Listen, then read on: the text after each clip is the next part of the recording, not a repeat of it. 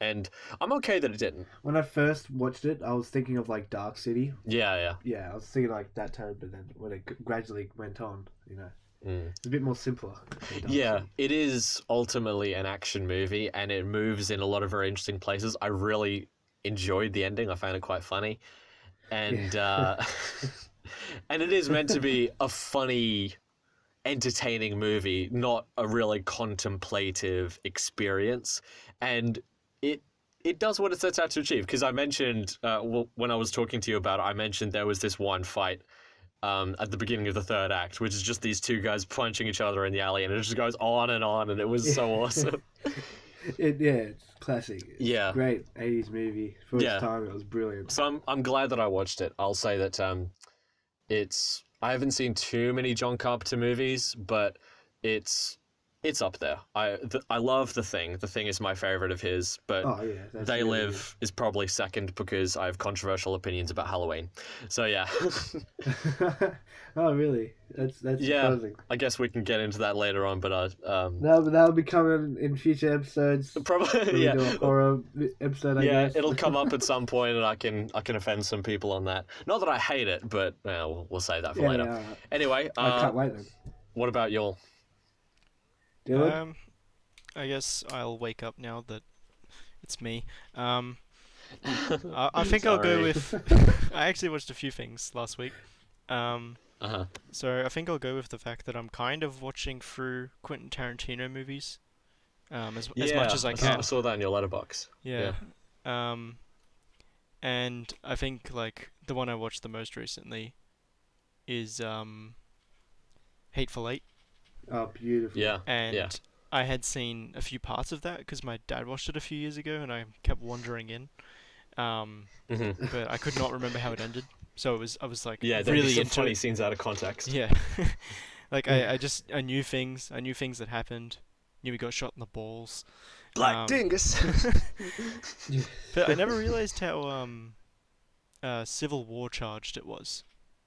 Yeah, it's very political, surprisingly. Yeah, it's I didn't realize that the first time I kind of watched it, and it was a really well made movie. I loved the style, how it was split into like the chapters. Very theatrical. Yeah. It's Quentin Tarantino. And then like I love when movies like show you what happened for the setup behind the scene kind of thing. So this, I think it was chapter 5, maybe 4. Where it shows it's called Four Passengers. And it shows them setting up at Minnie's haberdashery, and that was easily my favorite chapter, because like it's all this lead up. Like it wouldn't be good on its own, but with all the stuff leading up to it, and then like you see them get ready, and you see like it leading into that second chapter intro.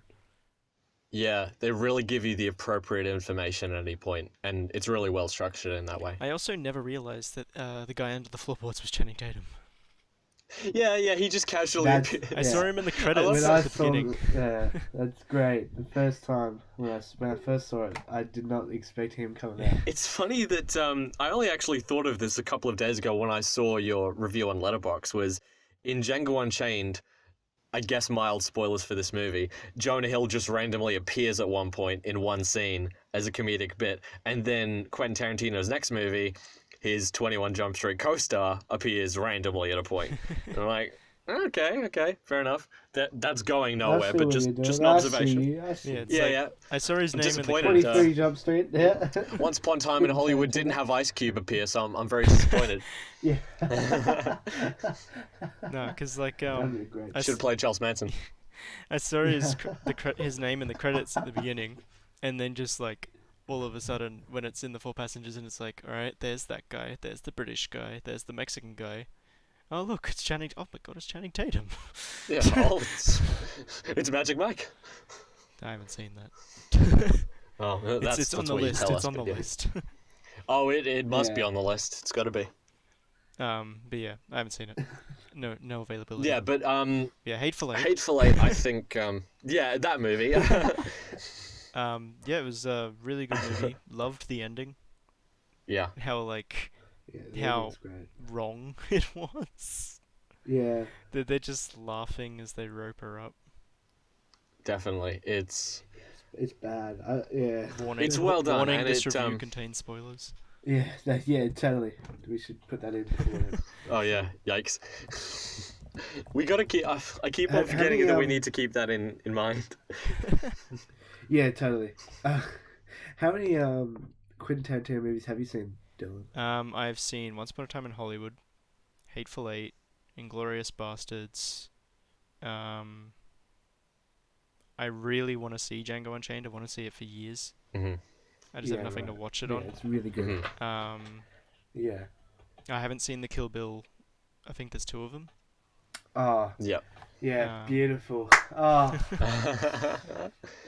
Don't get me started. Then, Absolutely. I know there's one more, but I can't think of what it is. Pulp Fiction. Oh yeah, Pulp Fiction. That's it. Oh, that little gem. Yeah, No, that you- undiscovered film. That little thing. That yeah, was I like wouldn't worry I too think much about that that. No, I'm was joking. I don't remember if I watched that before or after Once Upon a Time in Hollywood, but Right. whichever order it was either the second or Yeah. third one I saw. I do recommend From Dusk Till Dawn because he wrote a screenplay for that. It's very fun. It's directed by Robert Rodriguez. Yeah, Yep. it's very fun. You can tell that like half of it is Quentin like Tarantino style, the other half is Rodriguez style. It's awesome. I like it. It's a real blending of minds. Yeah, it's Yeah. a very fun, I guess, B movie in a way. Yeah, totally. With craft that is a lot more than that, but nonetheless the style of it is Plus it stars Quentin. Like yeah, in a very twisted character as well. he's very insane. Yeah, I'm surprised He's that very messed up. this writer, director, actor with a reputation like Quentin Tarantino was okay with writing himself a role like that. Probably did it for fun. Yeah, I mean I haven't seen it for a long time, but I could definitely remember him. Kind of respect that. Yeah. I guess also Reservoir Dogs is great. Oh yeah. I'll totally. recommend that every day. I've seen that out of all of Quentin Tarantino's movies. That's the one I've seen the most. Oh, yeah. Partially because it's shorter than like Inglourious Bastards, which is my favorite. Yeah, when I first watched it, I had no idea that was Quentin Tarantino. Well, it's very different from Quentin And Tarantino. the first time I watched it, I didn't like it that much, but I was like maybe 13, 14. Yeah. I mean, considering most of the movies in different language and it's a lot that of dialogue, doesn't really I can bother me. I'm understand pretty like interested in European stuff, but Uh-huh. yeah, like a couple. No, I think it was last year. I watched it again, and I was like, never mind. This is a good movie. Yeah, it's my I like favorite. this. Saying that Tarantino movie. I had just finished studying Nazi Germany, but yeah, good movie. Right, that makes sense. It makes me respect. But I think that Brad is the Pitt. closest that. Oh yeah, for sure. Gorlami. I think that it's the Buongiorno. closest Tarantino has come to making a non-Tarantino movie, because Yeah. he's got his wheelhouse, and me and Tyler have actually had a lot of conversations about this, where we'll say Tarantino always makes a Tarantino movie, and there's a very specific idea of what that is, and it's never moved away from it. There was a quote that was going around in memes where he says, Kill Bill is a violent movie, but it's obviously a Tarantino movie. You don't go to a Metallica concert and tell the fuckers to turn the music down. And I see that and I'm like, just use the style that is necessary for this specific story. Not every movie should be the same. It's kind of boring if every single movie has tons of squibs and music from the 70s. Not saying that all of those movies are bad, because holy hell, I love Django Unchained. I love Reservoir Dogs. Django Unchained, I definitely want to see. Then everything after that, Kill Bill is a probably. Oh, the blood work. The blood work. I would Jackie Brown and Reservoir Dogs. I would 100% recommend as well. Alright. I think Jackie Brown is super underrated. It is. It Yeah, very because much like is. all the other ones after Django are like Kill Bill. What's it called? What would you call it if it's 2 movies? Part 1 and 2. I'm just gonna say series. I'm gonna say series for now. Kill Bill series is a Movies. probably. The Kill Bill You movies. could say movies, series, same thing. Yeah. But everything after that is a maybe. Because I haven't Fair really enough, heard yeah. anything about any of the other ones. Okay. But yeah, if I had to I love it. Hateful Eight, Wiggle the your thing, big toe. because I'll end it with this. My favorite thing about Hateful Eight is that it is a western in the snow. That is amazing. Yeah. It's a great and unique setting, and it gives the movie such a definitive aesthetic that no other movies really have. Yeah, just the idea of the mountains. I love like all movies in the snow. The image of Samuel L. Jackson holding 2 pistols with that hat in the snow. Yep. Yeah, You totally. never see that image anywhere else. A cowboy in the snow, like A Yeah. black cowboy in the snow getting his dick sucked by a naked man. there you go. Spoiler. Yeah, we definitely need to add that tag. Oh yeah, Bubble, yeah. I think that needs to be part of the theme. That needs to be part of our intro. Probably like we spoil every. Like at the very we can have lyrics in the intro and then it ends with "By the way, spoiler alert." We'll have to. Wait, no. We'll have to get some songwriters on board for. By the way, spoiler alert. Oh wow, Dylan, got the voice Wait. Australia over here. Wait, one more. By the way, spoiler alert. Oh my god! And using that voice changer to its full potential. Yes. You spent what $40 This on shit. that thing? Hey, don't say that on. I was gonna say live TV. Oh, but I'm this I'm is neither calling you live out. nor TV. All His right. mum's gonna hear that. She's gonna be pissed. Yeah, she's gonna be like, you did. She's what?" gonna be like, all right, where's your bank account? Give me your Here's your card. bank card. She's gonna chop it right in front of you. You spent $40 on a voice. Now I control your financial decisions. Yeah. But, I didn't give you permission. But reeling it back to Hateful Eight, I love the fact that they're using 70mm and the really wide aspect ratio. It gives it such a massive canvas, which is like, we haven't really seen that in, I don't know, ages. You don't really see these grand 3-hour movies with this really tight aspect ratio that I imagine would have been a perfect cinema experience. I didn't see it in cinemas, Neither. but Yeah, good I didn't God. either. I was so pissed. yeah. That and Once Upon a Imagine. Time in Hollywood. I both watched missed, Once but Upon a by Time in just being a Hollywood retard. in an empty cinema with my dad, That would have been amazing. Yeah. who's also a Why Quentin aren't Tarantino you fan. the coolest? Yeah. Okay. Just shout out, Dad. Yeah. He doesn't remember much, Yeah. but he remembers Tarantino.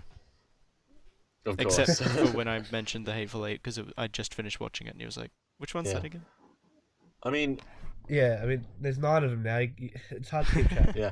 And I guess with Tarantino, as I was saying before about his very specific wheelhouse, I guess it would probably be nice if his last movie was something different that was kind of an outlier, because Inglourious Bastards, I'd say, is the closest he's come to making something different. And then also, there is a distinct difference between his first 3 movies and everything else, because Jackie Brown's kind of a hangout I movie. mean, and if I had to describe Inglourious Bastards, even though both these movies came after it, it is a mix of Jojo Rabbit and Once Upon a Time in Hollywood.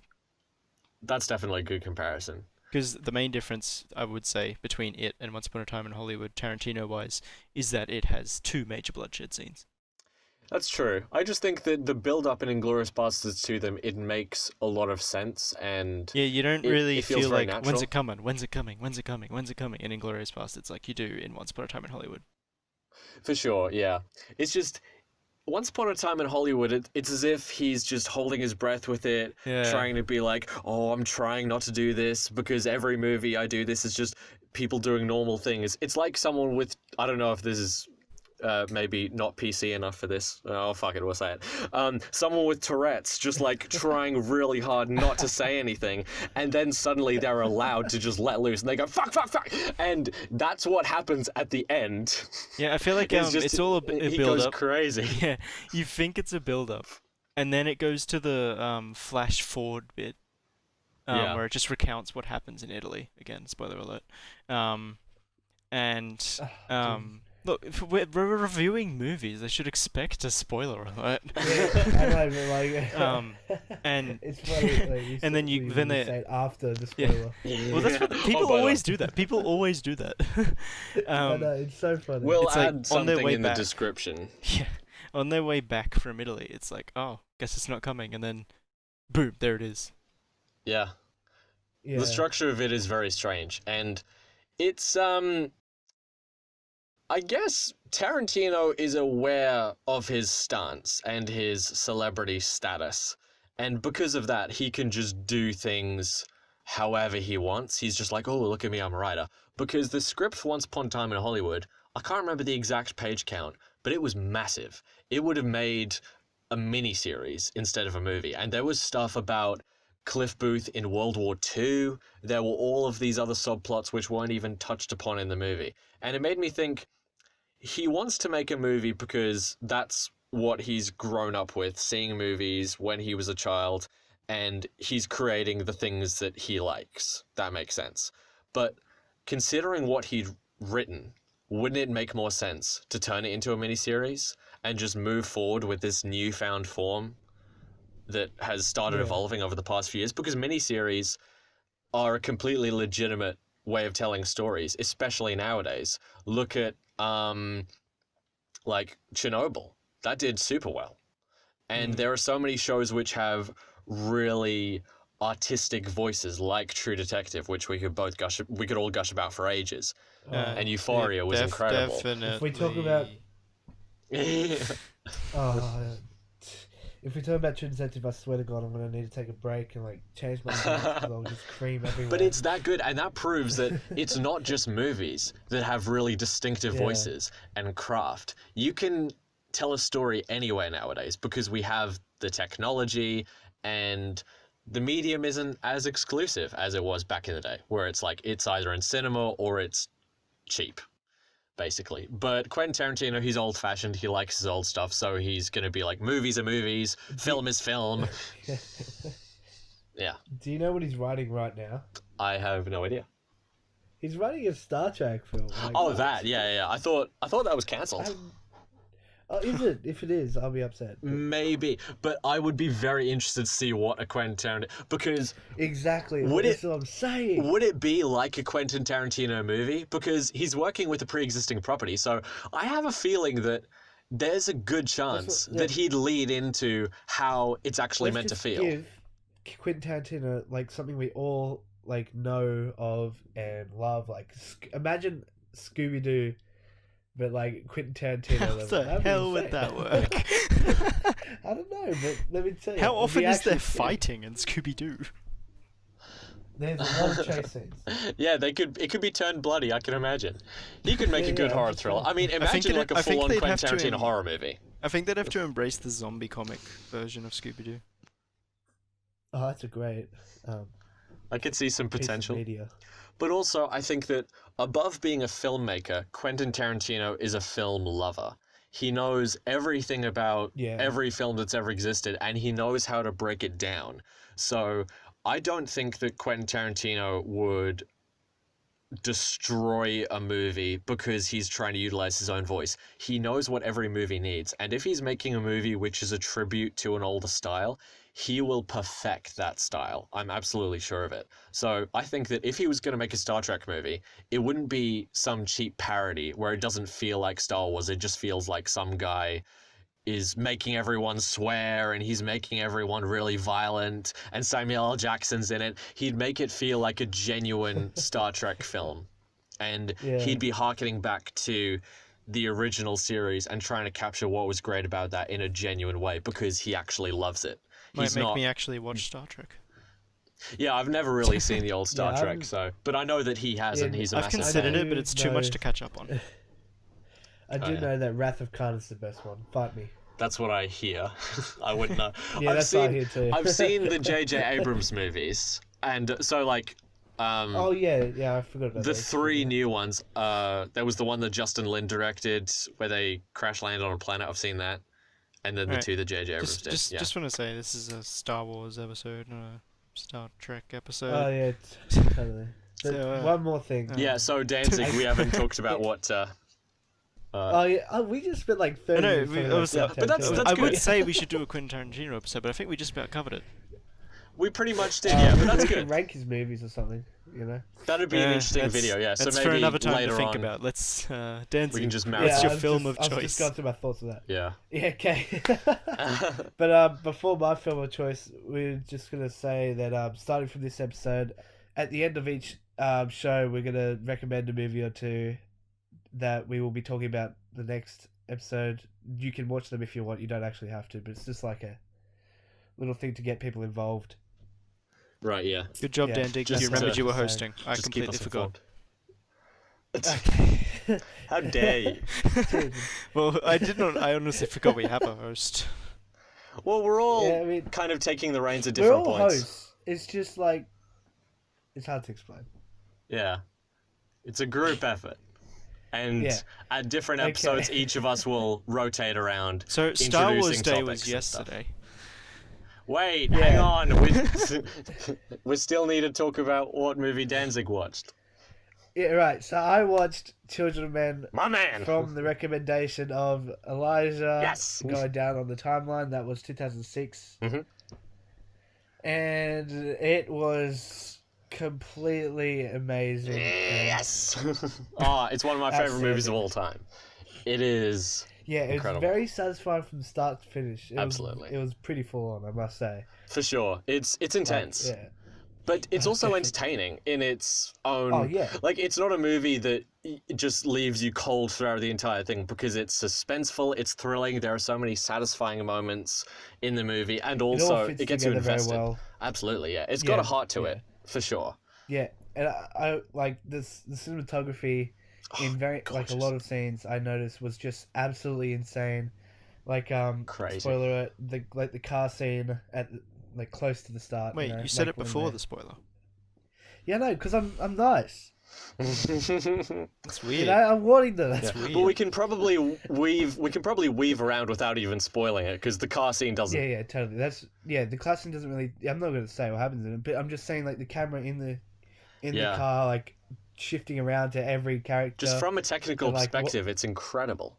Oh, it's insane. I've seen the behind the scenes video of that happening, and the technology they're using is as insane. soon as Yeah. I finished the movie, I legitimately like got on YouTube and need to look how they filmed this stuff. Yeah, But it's incredible. now this is a spoiler, and we don't have to like put this in anything.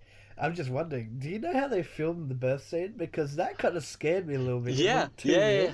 It Yeah, looked it's- so real. It's the baby CGI. Oh right, okay. How insane is That that? makes Because sense. you would never notice. Is it as good as the one unless in someone Twilight? tells you? Well, maybe it's not that good. I haven't seen that. My God. But I had to go back because I was like, oh my god, you know, I had to go back for a minute. I just need to look for like I had to go back 30 seconds, and I kind of regretted it afterwards because it looked real, like it looked freaking real. Yeah, they And I do was like, oh, so God. many amazing things to make the movie completely unfiltered. And Yeah, normally it was movies cut really around things like insane. that, and we as audiences, we know that, and it makes us more detached. But just seeing it without the seams, looking like all of these massive continuous shots, without hiding anything, it immerses you so much as if you're another person standing in the room watching everything with its own personality. There's one point, there's in the third act, there's this really long take, funnily enough, where Clive Owen is running around and there's guns firing and everything, and Oh yeah, in the city, yeah. yeah, and then a blood squib shoots onto the lens. Oh, on the I noticed that. Yeah. Oh my god. And it that was stays there for the insane. rest It's of the there take. for like a minute. Yeah, because Like, that legit, wasn't meant to like, it's- happen, and apparently, like, one of the assistants or something, or someone on set yelled cut, but the camera operator didn't hear him, and Clive Owen just went, wow. yeah, fuck it, we'll continue. So the scene just went on, and then afterwards they were like, Thank God for I that. mean, That you made know, it it's, so cool. yeah, it adds so much energy to it. Well, it's really good. That like blood splatting on the camera looks really good. It's intense as hell, and it just adds to that extra immersion. It makes us feel like we're someone else there, because there are a lot of scenes where you can feel that it's handheld. In the opening sequence, when there's that bombing, which, by the way, is such an incredible opening The sequence. entire movie, my jaw was just on the floor. Yeah, like because from the bomb. it tells the story really accurately, where you have the news footage and everything, so you understand what the setup of the world is, you understand the political landscape, and that's what they'll be focusing on, and then you see the brutality of it head on, Yeah. and then it has that really abrasive cut into the title, and when the camera's moving towards the explosion, you can definitely feel the footsteps of the camera operator, but Oh, that you adds can. so much to it, because if it was just this smooth dolly shot, you'd feel like an outsider observing something that was exactly. kind of When- ominous. With But it you're being there. shaky, you kind of feel like you're there. You're yeah, absolutely there. Exactly. It's Yeah. it's so immersive, and that happens throughout the entire movie. A lot of it looks like it's handheld, And it never takes away from it. It always makes you feel like you are watching these people and you're observing their lives. It's really insane. That movie. It's incredible. I can't recommend enough. Absolutely. That And is so the good. the world building in it and the way that every little nuance is it's established is great. There are a lot of scenes where people will walk into rooms and you'll hear this weird sounding like grime music, which is just really odd. I listened to it and I was like, I don't think I've ever heard music like this before. And apparently a lot of it was designed specifically for the movie. There are some points where they played a couple of Radiohead songs in the background and stuff, but there was some music which was specifically meant to make you say, this is the future. This is another dystopian place. And it adds so much to that aesthetic. And I forgot his name, like Patrice or Patrick or something. The blonde guy with the dreads. As soon as I heard him talk, I'm like, that's my boy Charlie Hunnam. I could not believe how he looks so different. At first, I didn't realize it was him. It's just some guy with dreadlocks. And then suddenly I go, wait a minute, that voice sounds familiar. Oh my god. Yeah. Yeah, his voice is... I love his voice. He's got a unique one. Yeah. But, stands out. I think that Children of Men is one of the rare movies which has a very specific political message which I'm completely not bothered by. And it doesn't feel shoehorned at all. Yeah, because there are some movies where it's like I get you. There's something which is taken a bit too literally and it's about immigration or something like that. And I just go, you're trying to force it, but it's not really working into the story. But in this movie, everything relates to the events happening and all of the decisions they're making feel completely legit. And it works. It totally works. I was very invested from like the very start. Absolutely. It kind of captured me straight away. Yeah. It was very good. Clive Owen in the movie is incredible. His performance. District 9, I believe, as well. Is he? I don't know. I believe he is. Is he? I don't know. Well, I don't know. I might be thinking of someone else. You might be.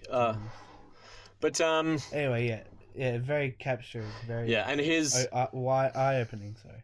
Absolutely. The way it's written is incredible. The way that it's edited is immaculate. All of the camera work is mind-bogglingly insane. I love that movie. And it's always going to be in the top echelon for me. So I'm very glad that you watched it and enjoyed it. Yeah, I'm very glad I enjoyed it too. I'm very glad I watched it to begin with. Yeah, definitely. Yeah, it was something else. But so to begin with the Star Wars topics. That was a weak segue. Yeah, I'll just give you a second. I was just going to tell you guys a little story. I've been telling people like this episode's going to be like focused on Star Wars, and I've been telling them that, we're going to talk about what went wrong with Star Wars 9 and like why it's different to the others, what's wrong with the sequels, something like that. I don't know. I always say something different. Yeah. But everyone gets so mad at me. I'm like, bruh, calm down. Like, it's hard. But we're going to be talking about what went wrong with the sequels. Do they disagree with you? Yeah, they disagree with me hard. Like they literally get ready for me then. They get so angry. But who said all three of us have the same opinion on this? Yeah, true. We've been waiting for this to talk about. Yeah, we have. Don't get me wrong. I'm a huge Star Wars fan, and as a Star Wars fan, I like the sequels. But like as a film fan, and you thought you hated me before. As a wannabe filmmaker, they're not that great. Yeah, I think that's a good way of putting it. What are your guys' thoughts? I agree with that to a certain level, but with Last Jedi, I actually have that inversed, where as a film lover and as a Rian Johnson fan, I appreciate some of the things that were done, but as a Star Wars fan, I acknowledge that it is a massive middle finger. I acknowledge that, but it doesn't necessarily stop me from appreciating some of the things from, I hesitate to say, an artistic perspective. Okay. But with the rest of the movies... I think the best description I've ever heard of The Last Jedi is that it is a great movie, but a terrible Star Wars movie. Yeah, exactly. Yeah, okay. That's brilliant. Because I really liked it from like a movie standpoint. I thought it was shot very well. I liked a lot of the scenes, but like as a Star Wars film, it wasn't really Star Wars. It was Not at all. Yeah. I Yeah. think none of the films actually captured the A original lot aesthetic of of the Star Wars at all. sequels doesn't feel like Star Wars. Very. Actually, I'd have to disagree with you on 7 because 7 felt like just like a copy Seven of was the 4. most. Seven was the most. Well, I didn't feel like it felt like a copy of 4 Yeah, okay. because and get ready to hate me. Mhm. Get ready for the big. I'm mic not drop. I'm not a big fan of the original trilogy. Okay. I can respect it for the time it was in. Like, if I had been born when that was, like, if I was a teenager when those movies Right. first came out, I would have loved Okay. them. Yeah. Oh yeah, But totally. as someone who finds it difficult to embrace, like, old movies, especially ones that were on a budget the way Star Wars was, Yeah. it's hard for me to enjoy them as much, and I also don't like the characters Well, or stories I much. get I love you- Han Solo, don't get me wrong. Okay. I can yeah. I can But understand Everyone some of else, those. everyone I else. get what you're eh. feeling. I get where you're coming Oh from. wait, and Darth Vader, but, of course. Yeah. I like number 5 the best, but I don't really Yeah. care for 4. 4, it was just Number kind 6 of like. has some cool moments, but I get I you. think Empire trumps all of them. I mean, my favorite Star Wars movie is Episode 3. I guess in a certain way I agree with you in that, like, I can appreciate what they were for the time and the effect that they had on cinema and the idea of blockbusters. But the first movie in particular, there are some points where I think, maybe it needed a couple more scenes for development, and then the other part of my brain will go, this is a they movie just meant took for the- kids. They took the best character Obi-Wan and made him suicide. That's what I'm saying. Like The pacing of it feels weird because I saw the movie relatively recently and I thought they go from invading the Death Star and after they leave, like 2 scenes later, they're back at the Death Star trying to destroy it with their posse. And I thought, we don't really have Yeah, I that remember moment that. to breathe and it feels strange. Yeah. yeah. I didn't have that problem with Empire though at all. I think I that loved that Empire. is very well Empire was paced. just like structured properly. That was It, a Star Wars it was. film. It's the perfect sequel. It has themes and like ideas that it is yeah. pursuing Like motifs. thematically. The characters are way more interesting. Yeah. Yeah, definitely. They have actual conflicts that are both literal though, like, And and of course, inside them. this is all from a Zoomer perspective. yeah. Even though Empire Strikes Back is amazing, but like my personal favorite Star Wars movie is Revenge of the Sith. Yeah, I have to Nothing say the can same. change it. That's But fair if enough. we're counting the last 4 episodes of Clone Wars, that Oh is my my god, favorite. that is its episode. own movie. That is its I've own been movie. hearing a that's what lot I'm of saying. people say that. I'm very looking forward. The last 4 episodes of Clone Wars is a movie, and that is my favorite movie. I don't know what to call it yet. The but- movie titled The Clone Wars isn't the real Clone Wars movie. Nah, The movie titled Star Wars: The Clone Wars, that is split into 4 parts, is the Yeah. real Clone Wars movie. That is insane. I won't spoil anything because if anybody Yeah, hasn't I'm not watched it, going to say. especially I'm not going to Michael, say anything about it. Yeah. I want to, but like, I'm not. I'm very I excited. cried. I cried. I'm admitting it. I cried. didn't. I My definitely childhood. felt Go on. feelings No. in the first 3 parts. Yeah, And in the 4th, I was just like, wow. I was broken. Like, I wasn't feeling as much as I was in the other 3, but that one I was just like, wow. Like, I heard a lot of people that I know like Star Wars got really emotional at the very end of it. Yeah, I did. I really did. But I didn't really. I was just like, But whoa, I got that's more cool. emotional of it ending because like I remember all those late nights when I used to live with my mum. I remember those late nights staying up, waiting for the reruns, or from season 1. I was like, oh yeah, here we go. Mum doesn't know. Sucked in. But I mean, I only watched Clone Wars. Like, this is not in the canon chronological order. This is in the order of release. yeah, Yeah. right. I only ever watched Clone Wars the whole way through once, and that was like 2-3 years ago when I first got Netflix. Because it used to be on the TV, but like I never sat down and watched them in order or waited for them to be in order or anything. When I turned the same. TV So on at I home, it missed was just them. whatever was on. Yeah, I missed them, so that's why I had to wait up late. So they usually aired at 6:30 on ABC, I think. From what I remember, I have this no is like idea 10 years anymore. ago. Yeah, but from what I remember, like 11, 12 years ago, 10 actually. No, yeah, 11, 12. It was first starting, and I remember they showed it 6:30 ABC. And I always would miss it because dinner was ready around 6:30, so I had to wait to the rerun of that night's episode. And this is 10:30. the Australian ABC, not the Oh American. yeah, totally. Yeah, Australian, hit us up. Sponsorship? ABC sponsor us. Yeah. Okay. Yeah, sure. Hit up everyone. Why not? Anytime we mention a product name. Yeah. Well, Star Wars. even though it's not sponsor us. really a product. Anakin, I'm sponsor drinking. us. Yes. I'm Disney. drinking. I'm drinking a mother right now, so. Oh No yeah. energy drink companies want to hit us up That right could now. have been worded better. Yeah. Okay. Shush. Okay. So I think we've established that there's Right, I definitely. get you. I did not see that. Wow. That My went God. straight over my head. I thought you just called me dumb. I would never straight up do that. So we've established that there are elements of Star Wars in the modern day that we do appreciate, but with the movies themselves, the sequel trilogy, overall, Yeah. what do we think the problems are, and what do we think caused them? How do we think they could be solved? I probably have the least to say about it compared to Danzig, so I'll go first. No, yeah, you go. I think the main thing, Force Awakens, the main issue I think people felt with that, but then the reason they liked it. The reason they liked it was because, what's going to come after this? What's going to happen in the next Yeah. two?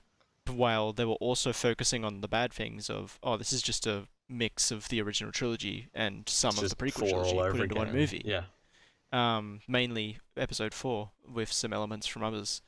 And they were like, who the hell's Rey? Why do I care? And that's why but they also didn't care about that because they're like, who's she coming from? Yeah. Who's her And those lineage? questions are expected to be answered in a satisfying way. So I did hear a lot of people say, well, we can't really judge this movie yet because it'll make sense once the whole trilogy is completed. It's like we're only watching one that's third why of a movie. Nobody disliked Force Awakens and Last Jedi as much as they disliked Rise of Skywalker. Yeah. Because Rise of Skywalker have you hadn't been seen released the yet. ratings? Ratings? Yeah, ratings. No, I generally stay away from them. I've seen a couple like, of... It's worse than like one. Is it? I think it's no. It's let just me- above Phantom Apprentice. Phantom Apprentice. On Rotten Tomatoes. I'm pretty sure it's like. I mean, my 56%. personal opinion, 2 is the worst film still. Really?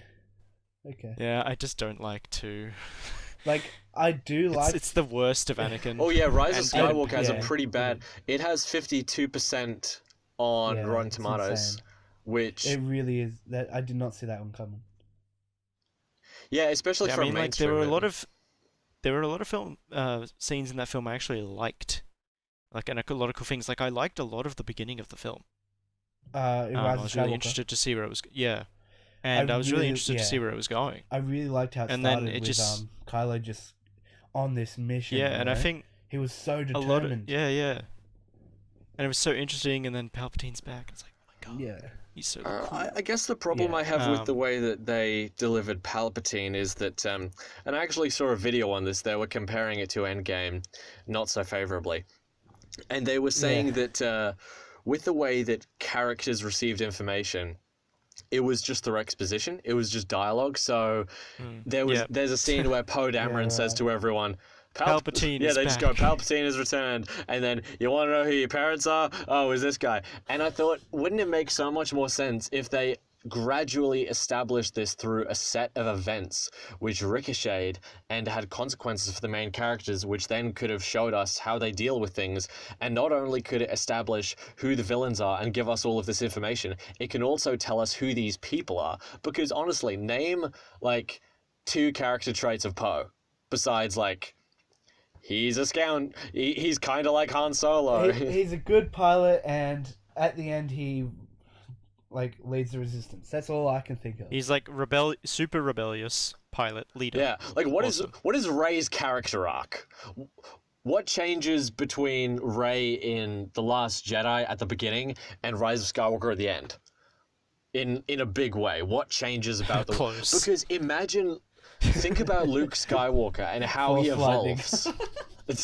Oh yeah, great. That's the character. She's She died. shoots like things out of her fingertips, you know. Yeah. But look at the way that Luke evolved.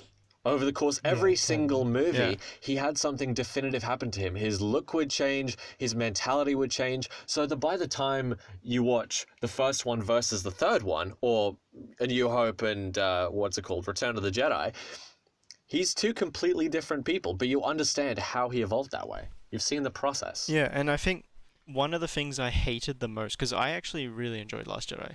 Yeah. And I think the thing I hated the most about Last Jedi was the fact that there was no time jump. Yeah, I can understand Like, that. sure, it's cool to see the actual reality behind Force Awakens, where they have to now escape that planet, because obviously, even though Starkiller Base is gone, the First Order still knows where they are. But still, it's not really that necessary to see. Like, the plot of Last Jedi might have made a good TV show episode, but to stretch it out for a whole movie and then have to add that whole casino plot, I constantly forget does kind of feel like they wrote an episode and then realized they needed to It felt like an episode of Clone Wars. Yeah, Think about the main problem that all the characters are going through, where the entire movie, basically, until the third act, we have Poe and Laura Dern's character just in this ship, escaping the First Order, and then I hate. The only reason it continues is through bumping into more logistical problems, and that's not really a good thing. They don't encounter new problems, or they don't go on a journey to achieve something. Their only goal is escape these guys. That's what they spend like 25 minutes on in Empire, and it's 2 hours in this movie. If you remove all the shit parts of all 3 movies, you'd have one good movie. Pretty much. It's... Like, Last Jedi has a lot of stretched parts, like the whole Luke Island part could have been so much shorter, the ship escape could have been shorter, the casino pot could have been removed. Yoda, the ghost of Yoda looks so bad. Yeah, it did. Yeah, he was very different. It was like seeing him in Rebels. Yeah. And Dylan, what you said, that's just proof that a lot of big movies have really bad problems with time management.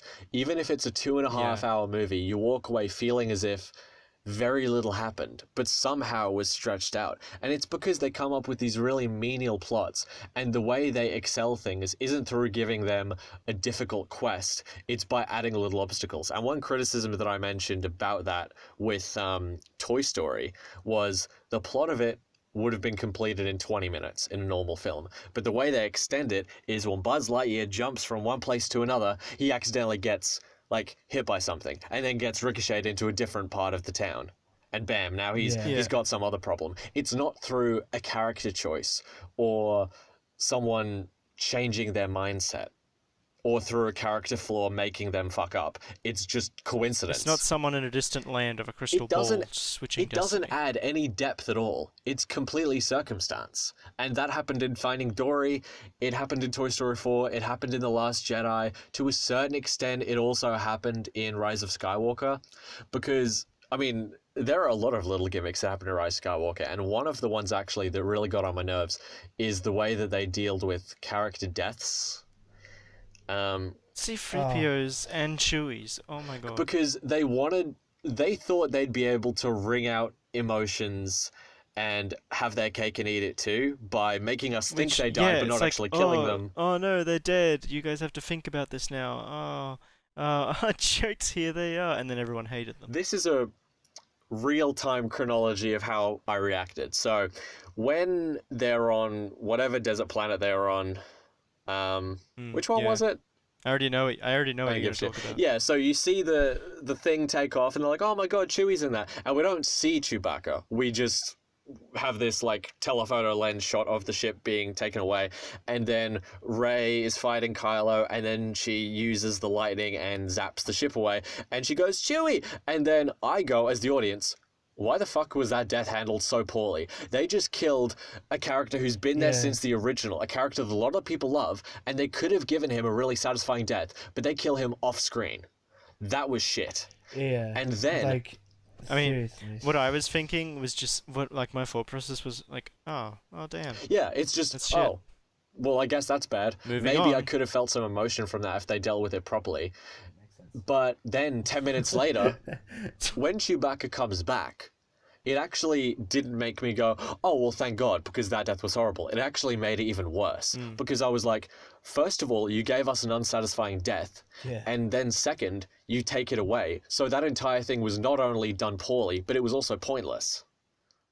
I think, that one's probably the most memorable, but the one they handled worse was C-3PO. Yeah, and then it happens to him and it happens to Kylo Ren. It was so they did that one. That was so stupid. Yeah, and they did it. They prepared you for it. They handled the death really well.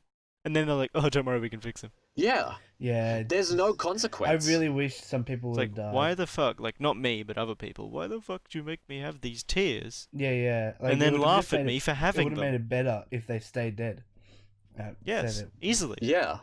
Because they're showing us that the world has no consequence at all. And it's the last one in the saga anyway. Like, they've said that they're not going to... I think they've said, at least, that they're not going to feature any of those characters from any of the trilogies in whatever new saga they're trying to cook up. And Yeah. seeing little things like that, it makes me reevaluate the whole trilogy and just say, what was the actual point? What is the purpose of this trilogy besides just it's a new adventure, it's a new movie? What is it doing that the other movies haven't done? Because the prequels have a definitive purpose of explaining how Darth Vader came to be. Regardless of what we think about the prequels, it served a definitive purpose. These movies don't. When you look at prequels overall, they had a good story. Yeah. And it was all linked, and by the end of episode 3, you're like, holy shit.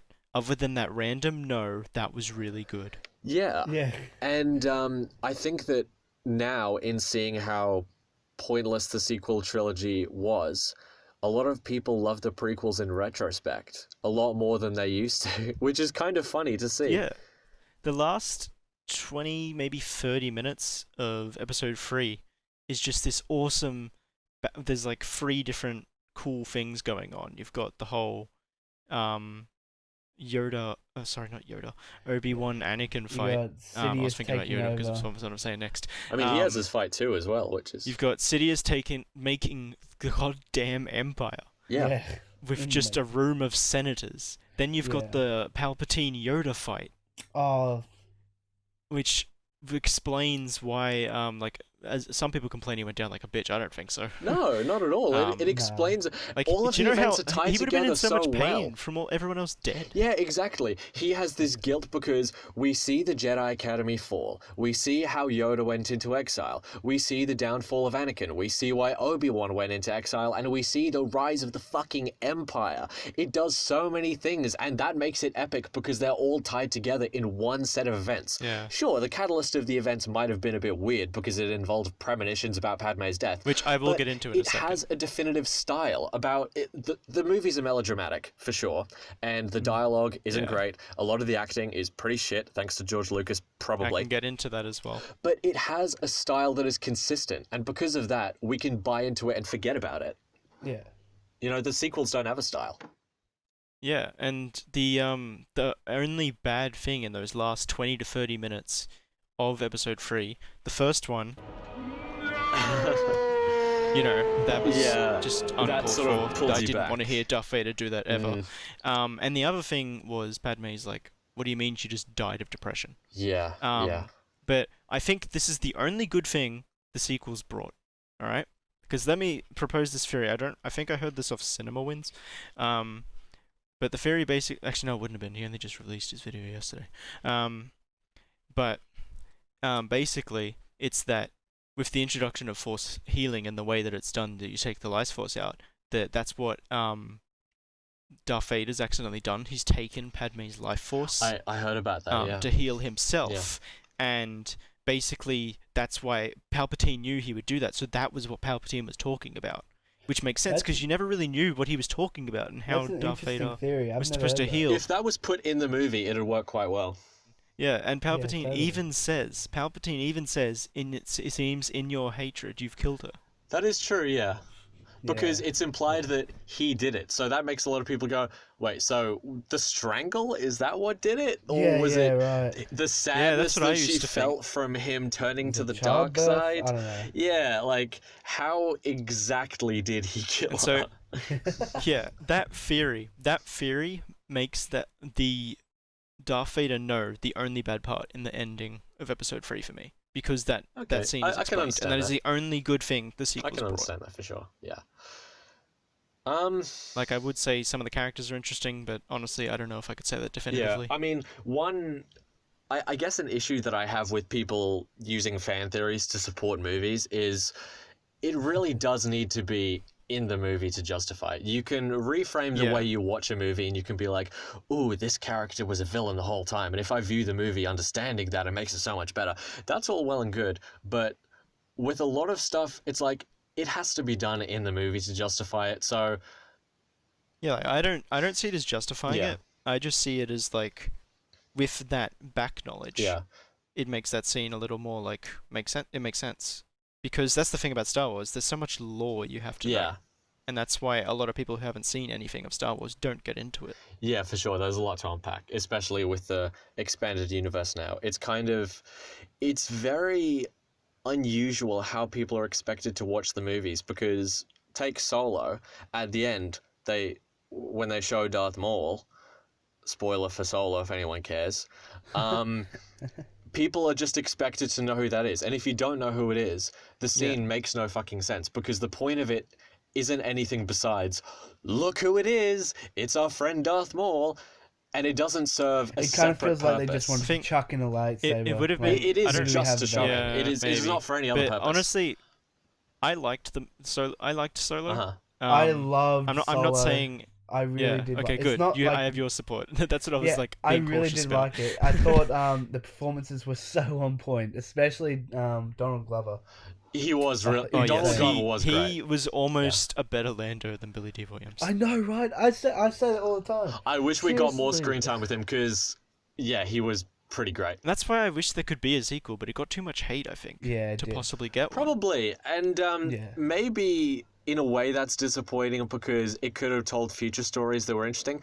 But I think Like, that that's what I was planning to do. Well, first of all, there was the whole thing with the behind the scenes of it, which leads into another discussion we could have about the behind the scenes What- of Disney Star Wars. I didn't even know. Oh, I didn't okay, even so- know what you were talking Yeah, I haven't seen. behind Okay, the scenes. so this is a big one. So, essentially, Phil Lord and Chris Miller, who made 21 Jump Street, Cloudy with a Chance of Meatballs, they were going to write and direct the movie. And they were developing it for quite a few years, if I remember correctly.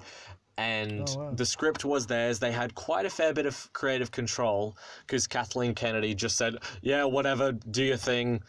And at this point, she'd fired so many people in pre-production. She fired Josh Trank Man, she's from insane. a standalone movie, Colin Trevorrow, and I think it's because she doesn't give people mandates and she doesn't give people a blueprint. She just tells people to do random things, and if she doesn't like them, she sacks them. And of I course, think like, who she the might fuck even be, put her like, in mentally charge? illness. I don't know, it makes no sense, because yeah. she doesn't give a plan, which is one of the reasons the sequels make no sense, is because they didn't Why know what is else Dave was going to be Filoni happening. not in charge? Honestly, it would make so much my more guy, sense. my because guy. I'm he shaking your hand through the Dude, computer he screen. created the Yes, I will entire I will Clone shake Wars, on that. which is done out of chronological order and still has a linear through line if you watch it the correct way. It's so stupid. And then it also isn't confusing if you don't Exactly, watch it. it makes linear. sense both ways, and it has Yeah. actual story threads. And then him and Jon Favreau, their masterpiece, The Mandalorian. Yeah, and I'm sure Oh, that's going to pay off I really well loved as when well. Dave Filoni His had- cameo. His cameo was so good. I'll get to that when I see The Mandalorian, I guess. But It's like episode 6. so Oh, yeah, he hasn't with seen it, I Solo, tell you. Phil Lord and Chris Miller were working on the movie for a long time, and they started shooting the script, which I believe was penned just by them. They were shooting it about a month, I think, and then production got shut down due to creative differences. That's always the term that's thrown around, and it could mean anything. We have no idea, because that's all the detail they'll give, because it's this rite of passage. Oh, it was creative differences, so it doesn't matter, whatever. Yeah, right. And then the movie just has no director, and then Ron Howard steps in, and he does what is initially built. His best. I guess it's billed as reshoots. And then Yeah, right. we still don't know to this day how much of the movie was actually shot by Ron Howard. It's believed that it's more than 50% because they did a lot of... they didn't just do the scenes which weren't shot yet. They also redid a couple. They changed a bit of the story. And we don't know how much of this original script is rewrites that he did, how much of it was stuff that Phil Lord and Chris Miller had intended. Oh, sorry, I actually need to correct something I said. Jonathan Kasdan and Lawrence Kasdan are credited as the writers, and Lawrence Kasdan wrote Empire and Raiders of the Lost Ark. But nonetheless, if you look at the credits on Wikipedia, it just says directed by Ron Howard, and it disregards the years of pre-production and month of shooting that Phil Lord and Chris Miller did. And it's safe to say that a lot of that still has its fingerprints in the movie. even just watching it blindly, you can see that there is this element of it which does feel like it has their voice. But Yeah, okay. it just leads to a movie which feels like it has no director at all. And it was also, a lot of people were put off by the fact that, I can't remember his name, but the actor for Han Solo, Alden a lot of people get put off Ehrenreich, something. before the movie even was released. Yeah. Because the rumor that he had to get acting classes on Yeah, set. and it was at that moment when we knew about that, we knew about the change of directors, they went insanely over budget, and I'm thinking, this movie's cursed. Yep. This movie is I a really disaster. do like the guy who plays Solo though. Alden Ehrenreich. Old Ehrenreich. Neinrich, I Ehrenreich, think, something yeah. like- He in what's that movie called? Caesar. Hail Caesar. Hail Caesar, I was going to Jesus say. Christ. His performance is insane. What's the thing he says with Ray Fiennes? Oh. Would it were so simple. Yeah. Would that it were. That movie is underrated, but we won't get into that right now. Yeah, it's a great movie. I did like seeing my boy Sam Witwer take the mantle of Maul. Thank God they see his potential. For sure. Because really, how canon is Episode 1 Maul, really? Yeah. I feel like if they could reshoot it with Sam Witwer, they would. Yeah, it would be amazing. Hey, I mean, they did a lot of shot-for-shot remaking in the Clone Wars new season, so I'm sure... I mean, yeah, they did mocap with Ray Park. Yeah, I saw some I behind the love scenes it of that. so It looked really much. excellent. It really is amazing. Wow, filming went on for so much longer than I thought. I thought it was a month. It went on for like 4 months. There was 4 months of solid shooting, and they busted through like $150 million, and then they ostensibly Holy were crap. chill with like just dumping the entire thing. Wow. My God. Is this Solo? Yeah, this is Solo. It's reported that the directors were fired after Kennedy and Lawrence Kasdan disagreed with their shooting style. What? Okay. Lord and Miller believed that they were hired to make a comedy film, while Lucasfilm were looking for the duo only to add a comedic touch. This is the problem. There's no communication about the vision of the movie. It's not clear, even when they're shooting. I swear, she needs to step down. It's gotten to the point where they need to be so secretive so that there's no leaks, that they don't even tell their own team what they want don't them tell to the do. directors. They just say to them, go ahead and do it. And when Rian Johnson was making The Last Jedi, he was giving interviews saying, so, making a Star Wars movie, that's big. What mandates were you given? Was there anything you needed to meet? Were you consulted about the direction? And he basically said, no, it was actually good to have this much creative freedom on a massive movie. They just told me, do what you want. It's like, well, obviously, your vision is not going to line up with the overall story threads and the themes that are meant to progress. Like you were saying, there needs to be communication. Like, legit, Yeah. you have another movie coming after this. Yeah. You need to plan for that. Despite the fact that they are 3 individual movies, which it's absolutely fine if they have different directorial styles, but it's still one consistent story. Imagine if Peter Jackson directed Fellowship of the Ring, and then James Cameron directed Two Towers, and then fucking, like, Judd Apatow. Quentin Tarantino. Yeah, it wouldn't make sense, especially if they were all, none of them read the books, and they would just said, watch this other movie and do what you think would happen next. Without consulting what happens after that. I had one of my friends say to me, like, the issue that he reckons they had story-wise was that they didn't have an overarching thing Absolutely, for all 3 movies. 100%. Like, for the original trilogy, it was to take down the Empire. The prequel trilogy was to create Darth Vader and take down the Jedi. Mm-hmm.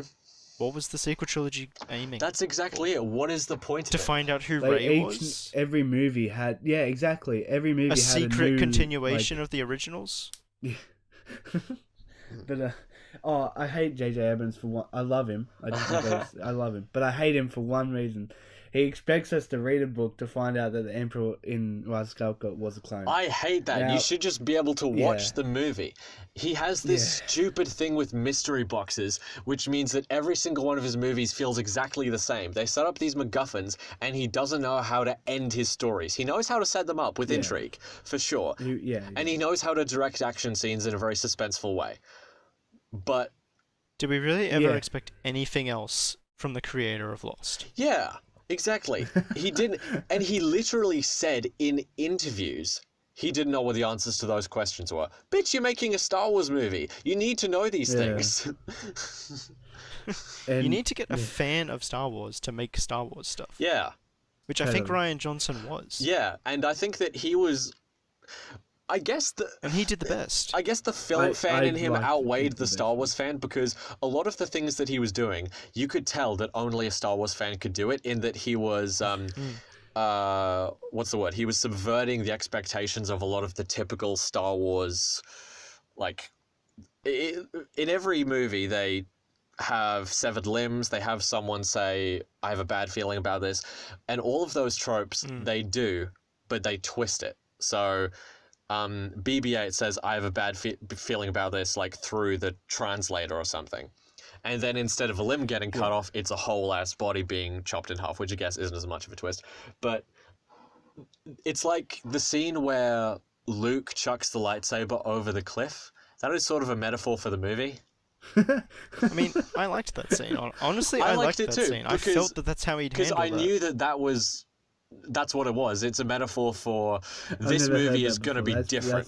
This movie is going to take what you know and it's going to flip it. And I was like, I'm ready to see that. And after seeing The Last Jedi for the first time, I loved that because I was swept away in the cinematography. The third act was really insane. And I said to my friends, what the hell's going to happen next? And I realized the movie doesn't set up for a very good sequel. There's not a lot you can pull from, and even with that, it's still... It was at the point where you had literally no idea what was going to happen in Rise of Skywalker. Yeah, which it turned out was a problem. At first, I thought, it's so unpredictable, but then I realized, no, the reason we couldn't predict it is just because there isn't really that much else to do. And that's why they just, in the first 5 minutes of the movie, they have to just pull out this other villain. I really did hate Nobody ever complains about the story of Rise of Skywalker, because there isn't one.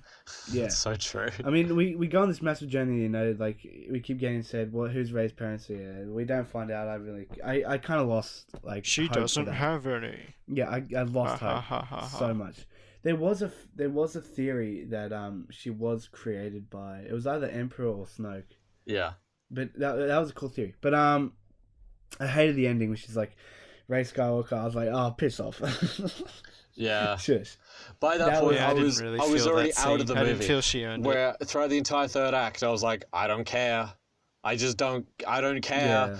I don't. Okay, Palpatine in my mind is already dead. He went out like an absolute champ in Return of the Jedi. We had Darth Vader's arc completed because he was able to defeat the guy who destroyed his life. So in my mind, this fight doesn't even fucking exist. I don't care. Ben Solo is cool. Kylo Ren steals the show absolutely because I like Adam Driver. I think Adam Driver's in a wheelchair right now because he actually broke his back. Yeah, I heard about that, yeah. He broke his back from carrying the weight of the whole trilogy. And if they leaned more into completely played it off in Marriage Story. Yeah, totally. The things Every scene you saw him when he was angry, that was actually him being frustrated because he couldn't actually stand. Punches a wall, yeah. But... the things that his character represented, these ideas of moral conflict and trying to understand where you lie, and that should have been a larger center point of the movie. Because if we're talking about what the potential alternatives were and how the movies could have been fixed, I think that they should have lent into a deconstruction of what the Force is, because that's what modern sensibilities are. We question morality. Like, The Dark Knight isn't a movie that's about black and white heroes and villains. And that's what people expect now. They expect grey.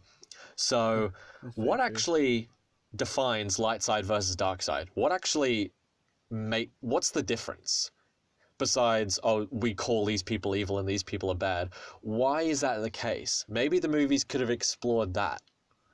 You know? Yeah, I would have loved Why does it have to be one or the other? Clone Wars arc where they go to the Force planet. Okay, yeah. And yes. Light, dark, and grey. My God, that arc is amazing. Anakin sees that is his easily future. One of the favourite ones. Yeah, Anakin sees his future. They erase his memory. Oh, brilliant. Those are really interesting things to explore, because that would have given the sequels, even though it's an abstract purpose, it would have been a purpose. Deconstructing what the Force is while also telling a new adventure. That's all it really requires. What is the Force? If that planet had showed up in the sequel trilogy, that would have just been like mind-blowing. Yeah, and it would have also given the sequel trilogy its own very definitive aesthetic. It wouldn't really have been trying to replicate everything about the sequels. It would have had some of the iconography, but it would have stood on its own in the fact that it was so epic. It had a planet which is entirely Force energy. That's a lot. That's a big deal.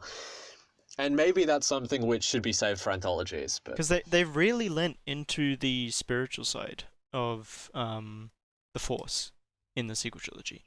Yeah, totally. Whereas Right. action took a second seat.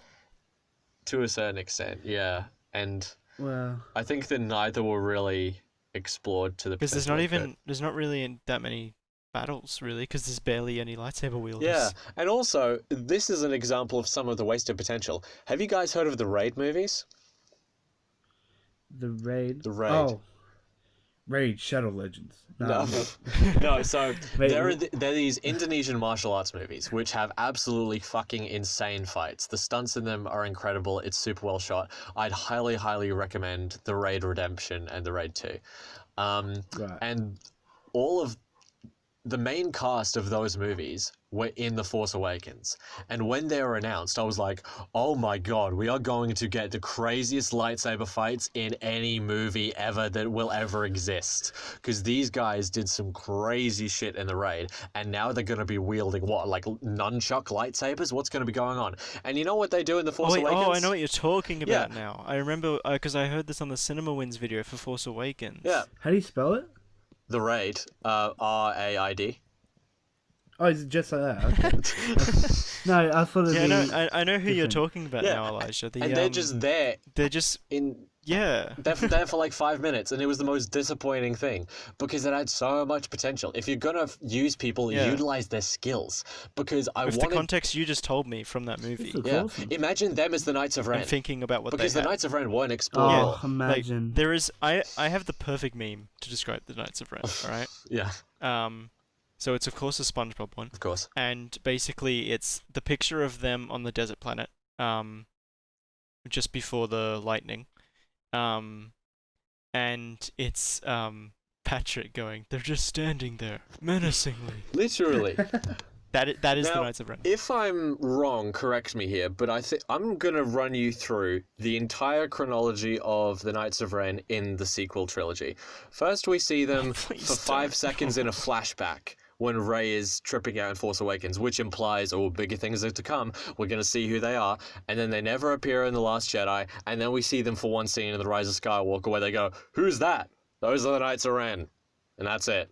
End of story. That's the only reason we know who they are. But like in Last Jedi, I honestly thought that Snoke's Imperial Guard, those guys in the red, were the Knights of Yeah, Ren. but they never do Yeah, I any. did too. and that they were But I the must say, other that Padawans. was one of the coolest lightsaber fights. That was an It's not excellent. That was a actually that was a an good excellent lightsaber fight. fight. That battle was just- insane. It's just that the sum of its parts do not come together to make a whole that is Yeah. even like remotely reminiscent of the other two trilogies, which I can't believe I'm saying. I can't because Phantom Menace is trash. Like it is genuinely terrible. Ah, it's bad, but I do like it for what it is. Yeah, and No, at least we I, understand what it is. Like it has I its like the own jam. atmosphere, yeah. which I can't say about the sequels. If I had to say what I like about Star Wars, to summarize so that we can like move on, because I feel like we're starting to rant. Yeah, I mean I've Um, done it. Yeah, Yeah, I mean, this was the main part Yeah, of to the s- podcast. because so- I think we're also running out of fuel here, so I'll help us segue on a little with my summary. Then you guys can say a summary if you Sure. want. My summary for Star Wars, how I feel about it, is the actual 9 movies. I don't really care about watching them that much. Right. Knowing the lore of them and the story of them and remembering that's cool. yeah. Rewatching them, don't really care. All of the story movies, Solo, Rogue One, looking forward to Kenobi as well. And I'm probably going to enjoy Kenobi as well. I like those movies. But the thing that kicks it for me the most for Star Wars, easily TV shows. It always has Right. been. Definitely. I think Kenobi's Clone actually Wars gonna be a is TV easily show. my favorite thing. Oh well, either way, Either way, And it's gonna be amazing. Mandalorian is my favorite thing to ever come out of Star Wars. I don't know. It's between the last 4 episodes of Clone Wars Season 7 and Mandalorian for me. I don't know. Which I mean, one's better. that's true, but the issue with the last 4 episodes of Clone Wars is the lack of I can't think of the word, so I'll just say of a lot of different characters. Yeah, okay. I know what you're saying. Yeah. But yeah. It's because the last 4 episodes are what happened to these 4 people. Yeah. How do they end up in Rebels? Yeah, it's great. I really did like it though. But It was a good yeah. ending. I'm not judging it. I'm just saying that if you could have had more of that, which they couldn't have, Yeah, it totally. would literally have been impossible because it was running in time with episode 3. The reshots make episode 3 just. The animation looks better than episode 3. Like the reshots. they did. Yes. Like, If they could do episode 3 just in Clone Wars. yeah, I just want like a Oof. massive, like 8-hour. No, it wouldn't be 8 hours. It'd be like 5-6 hours of just the last 4 episodes and episode 3. It'd be great. Like, move the last 4 episodes as part of episode 3. Yeah, exactly. It'd be great. That's all I'd have to watch at Star Wars. But I will just say one more thing. There's only 2 things I didn't like about Last Jedi. Mhm. And number 1 is that it wasn't really Star Wars, like we said earlier. Yeah, totally. And number 2 is that purple-haired looking motherfucker Holdo. stole your Adil complaint is Akbar's best. Like, Adil Akbar could have been the best, like, he could have had the best send-off, just kamikaze Super Saiyan right into the ship. For But, sure. Yeah, replace he Holdo died. with Akbar. He died, we didn't even see him die. Yeah. Or even just with an old Mon Mothma. Yeah, even... Um, we just got introduced to this purple-haired lady, and all of a sudden she's our savior. Nah, shush. oh, look, guys, it's Akbar. Laura Dern. Yeah. I need Akbar. And do we have any If reason Akbar was in her besides position, like oh. we know who Laura Dern is, and people go, "Hey, look, it's the chick from Jurassic Park." But besides that, do we really have any reason to vouch for her or to feel any sense of importance at this point in the movie? Leia respects her. Wow, she's Wow. such an important, integral part of this long-standing franchise trilogy. She's got this that- history as an admiral. And she we're not appears in told just this movie where we have other people who, well, in the case of Admiral Akbar, outweigh just the trilogy. They're a part of the larger franchise. And it could have about. done He was something... in fucking Clone yeah, Wars. it could have done something was too. significant. I was But it so made- pissed they made off it when throw they away. made her do it for instead of Akbar, and Akbar just died. You just talk about it. Yeah, when I his found death. out that was canonically actually Akbar yeah, that was in the I cockpit, so I was like, pissed. sorry. But I will say that scene where she drives the ship into their ship, that Cool scene. Should have been that- Akbar. Epic moment. yeah, it could be Zach, but that the way that was filmed, the way that was shown was so cool. It was excellent. With the Yeah. way It shut that down the reminded me so entire much cinema. of Dragon Ball. Yeah, Yeah, Yeah. totally. It goes all silent, and you just go. yeah. You just And hear you just it, hear know, people like, in the audience go, whoa. Yeah, totally. That was pretty excellent. was Not pretty necessarily something I'd expect in Star Wars, but good yeah, moment. no, I expect it from Ryan Johnson. I wouldn't expect him to. Star Wars, Exactly, and that's what it is. It's Yeah. it's a Ryan Johnson film more than a Star Wars film. And to be honest, I am okay with having creator-driven Star Wars movies as long as it's its own self-contained thing and it's not expected to be anything more. That's why the anthology movies are so important, because we get to use the world of Star Wars and have people tell stories through that don't necessarily need to Yeah. interconnect. Because let's face it, Star Wars is not a series of movies. It's bigger than that. No one can view Star Wars in the same way that they'll view Taxi Driver, because it's not an isolated story with isolated ideas and themes. It's an entire universe that you can tell stories within it, but there's no one story. You can't just encapsulate it all like that. So Yeah. for me, I think that moving forward in whatever they're going to be doing with Star Wars, that's kind of what I want to see. I want to see stories that don't have an overarching importance in the Star Wars universe. I just want to see Ryan singular Johnson directors. and Taika Waititi have both been confirmed to be doing a Star Wars movie. Yeah. Yeah, I was told yesterday Taika Waititi's doing Yeah. one. Yeah, and hopefully I'm those are excited movies about it. which just they don't have to worry about being anything besides just a movie. Just one movie Yeah, totally. that tells its own mean, story front to back. Yeah, it's basically the sequels all over again, but just better. Like the sequels are just one movie each. I don't see them as Yeah. a trilogy. But then they were bogged down But, by trying to make this larger story with the three of them and acting as if they held the same relevance as the original trilogy when they obviously there was don't. nothing keeping them keeping them together really. There's no The coherence. original It's trilogy was a story that one followed the other. Overarching thing we want to find out. Yeah, the only real trilogy they can make that connects to the films is one about the origin of the Jedi Order, like a Knights of the Old Republic movie. Yeah, totally. That's pretty much the only thing I can see them doing. And even that probably works better as a show anyway. To see the Jedi in their prime would be cool. I could see a trilogy of it, but it'd be very different from the others, which I think is good in a way. It'd be more Game of Thrones. I think the problem with Disney was for ages they were only thinking about movies. And so the people with TV shows were making all this good stuff and they're like, oh, get the movies right. Yeah, and then look how that turned out. And then it turned out their complete focus completely destroyed them. Pretty much. And since, just before we segue, since Simon's not here, I'm going to say this. Disney... Actually, no, I'm not going to say this. It'll hurt me. Say it. No, I'll say it. Disney sucks. Say it. Yeah, Disney sucks. Yeah. Okay, if we get on the topic of Disney... That's too passive for what I would say, but yes, along those lines, Disney sucks. Sup. I totally forgot I was going to talk about Community earlier, because... there's so many things I want to say about Community. We should do an episode Community. That would be amazing, because I just started season 2, and holy shit. Oh, I'm 3 episodes away. Oh, it's so good. Have you seen the paintball episode? Oh, it might be the next one. That's what I'm up to. Oh my god. Wait, it's fucking incredible. I can't wait. I'm so excited. That show, anyway. Yeah. We could go on for ages. We'll save that for... Wait, when we finish watching it, like, you guys should watch it too, like, the other boys, the other group, the other buddies. But, we should get them to watch it, and when we all finish, we should do an episode of that. Would be like incredible. We could do to The Office, like we could do to Clone Wars and Mandalorian. Oof. I mean, we're a bit late. Fucking segue already. Okay. Anyway. Legit, we spent 40 minutes talking about Quentin Tarantino, and we spent another 50 trashing the sequels. Alright, so to get that all out of the way,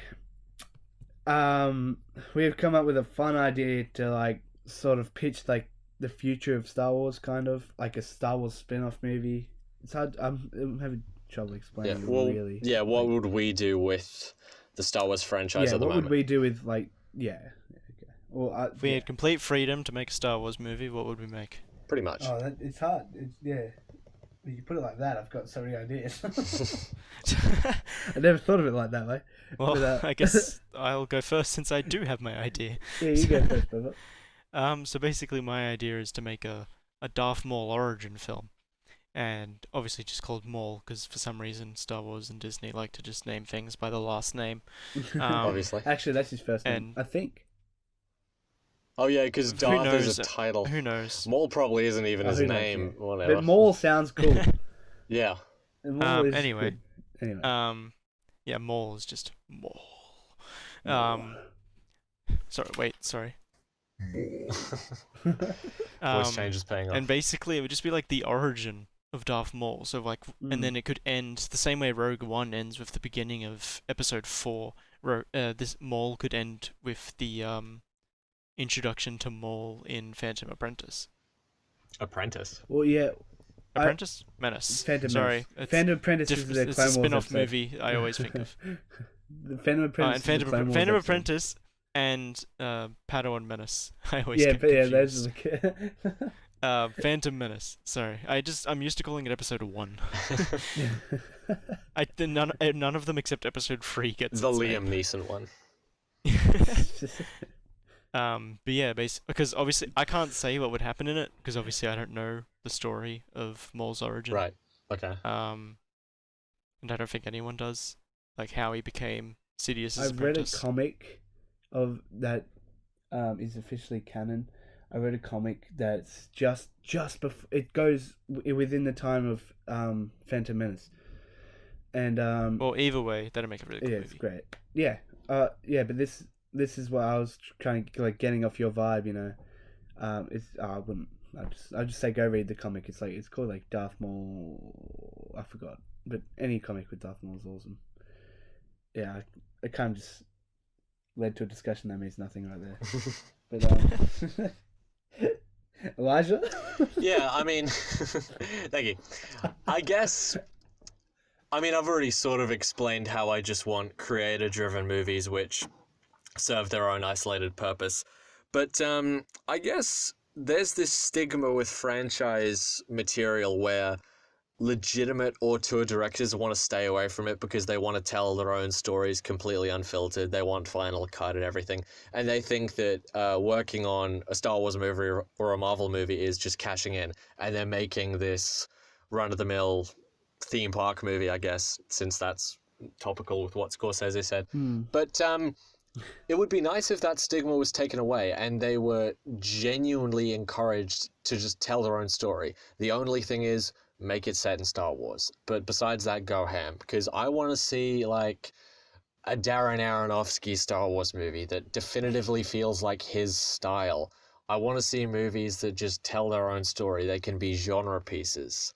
They can be really contained. Yeah, like they can be expansive. The thing about Star Wars is there's such an extended lore to it. Yeah, and it can be everything. Yeah. So just proper fans just already know. Yeah, and you can adapt some pre-existing stories if you want, or you could tell some new ones. I mean, like that's kind of what Rebels did with Thrawn. Exactly. Yeah, and there were like tons of books about him as well. So there's so much material. I remember Kathleen Kennedy saying, "Well, there's no pre-existing material, so it's kind of difficult to." And I'm like, Yeah, totally. But, like, you could make a movie that's like, you could make a Western set in Star Wars. Oh, that would be amazing. Like, imagine a movie about bounty hunters Cad Bane. who have been Like imagine they have crash landed on a desert planet after a failed heist, and people are after them to collect their bounty, and they just have to defend themselves in this ramshack town, Magnificent Seven style. But the only difference is one of them is like a they've already done like. Sorry. They've done 2 episodes like that. One in Mandalorian. But one think in how Clone crazy Wars. it would be in a movie. And then Boba Fett could appear to try and take the bounty, and one of the guys could have like a mechanical arm. His friend can be a big like bear man thing, and it doesn't have to do anything but be its own adventure for 110 minutes. It doesn't have to tie into pre-existing lore. It doesn't have to explain the origins of anything.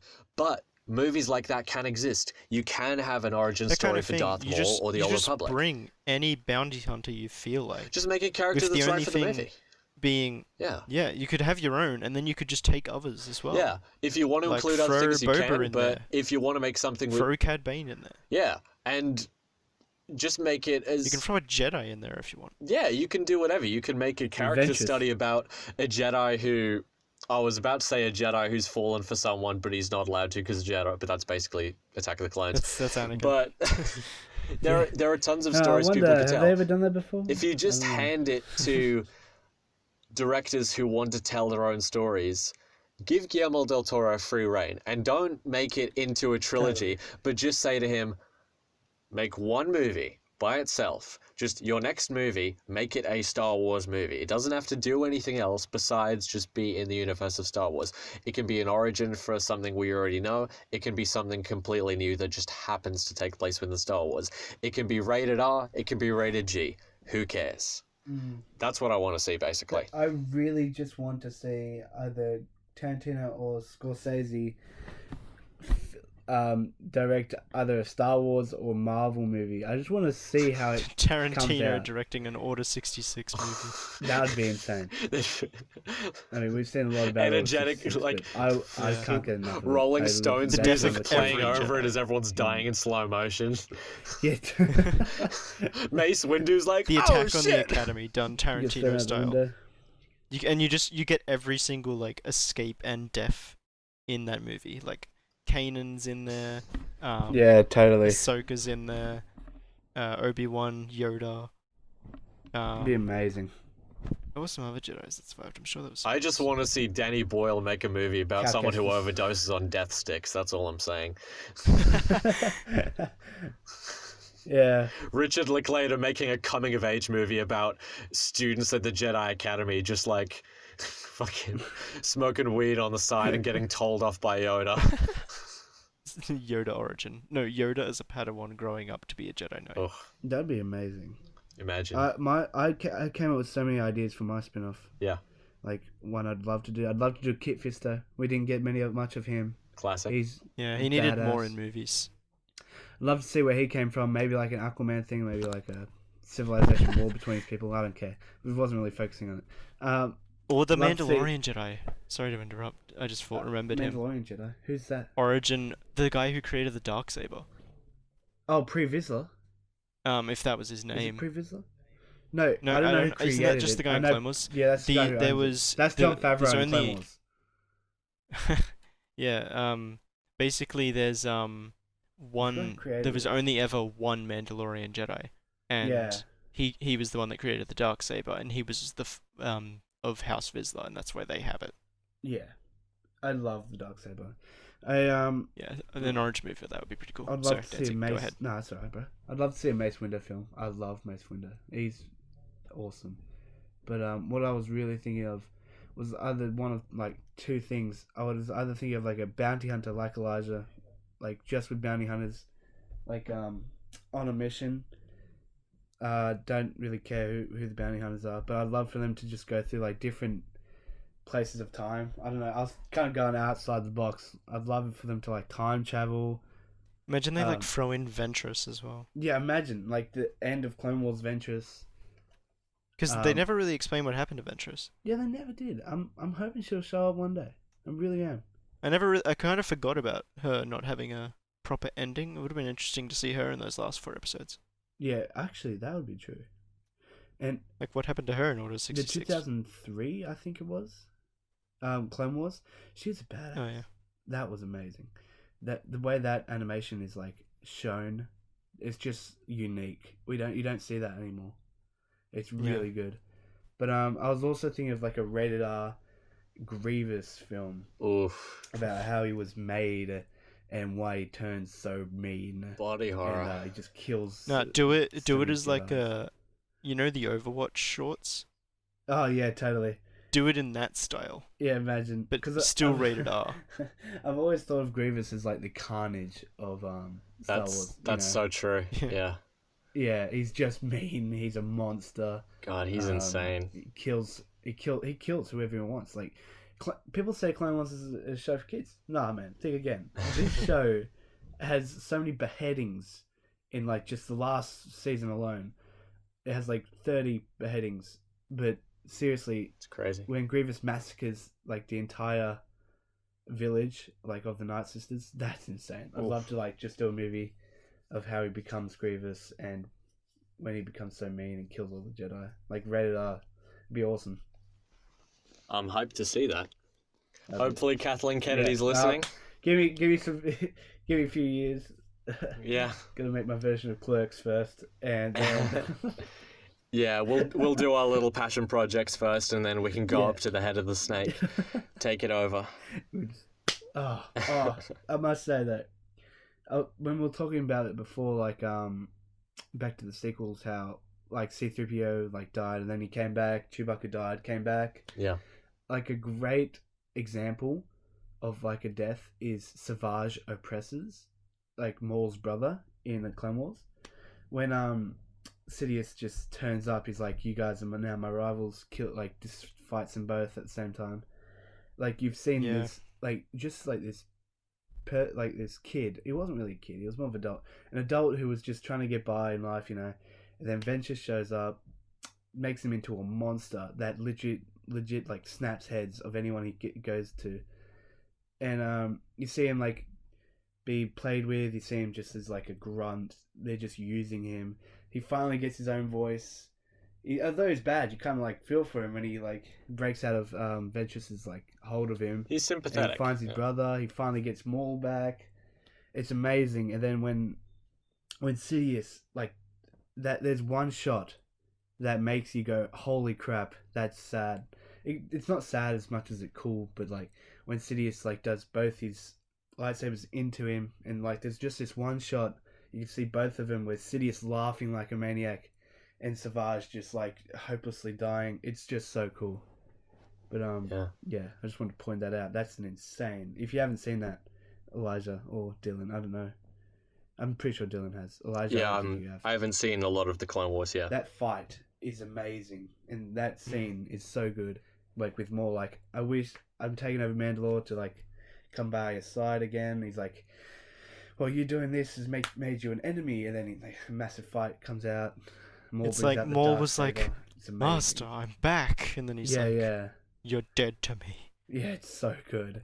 He kills his brother, and it's just insane. All Sidious does throughout the entire saga is, you're my apprentice, you will rule the galaxy with me. Dies, Dooku, you're my apprentice, you will rule the galaxy with me. Gets his new apprentice that he's been working on for the last 10 years to kill him off.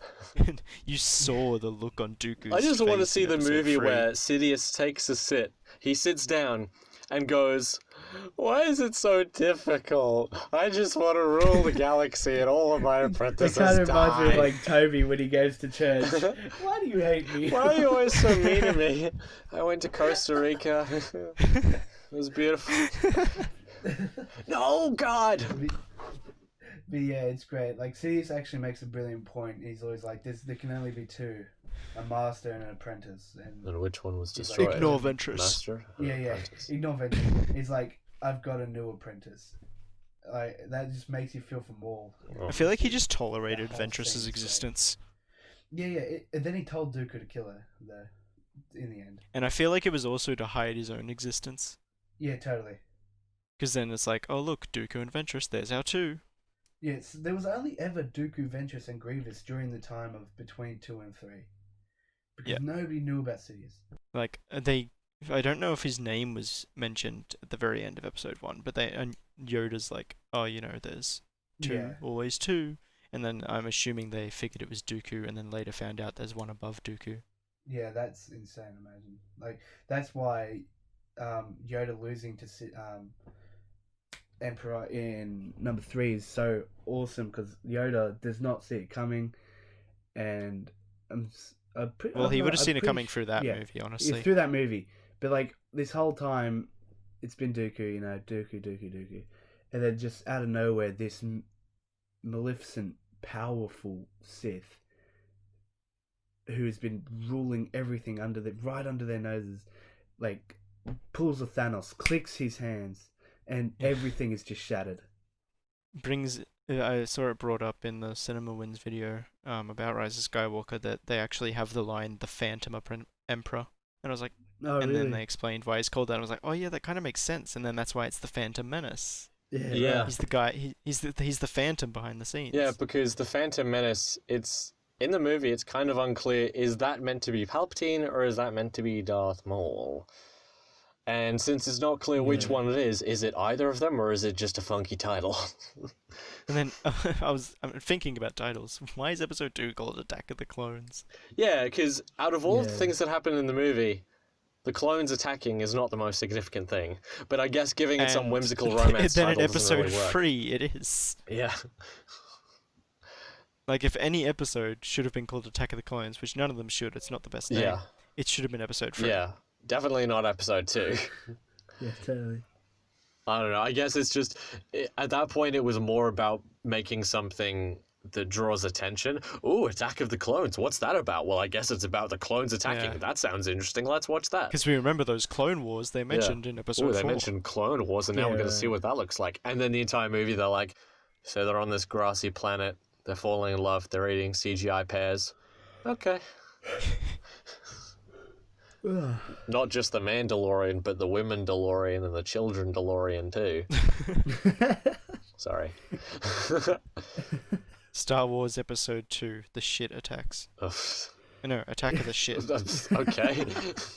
Alright, I guess we've talked enough about Star Wars. I guess, Well, yeah. not really. Because Yeah, we've done I think we're running on low fuel. Yeah, I think yeah, I mean, like, we've been. This is probably our longest. We've only done it once before, but like, this is our we've done longest. An hour and 40 at the moment. Yeah. Oh, this is our really? long- yeah, Damn. Thank you. New Yes. record. But going to like the end sort of thing.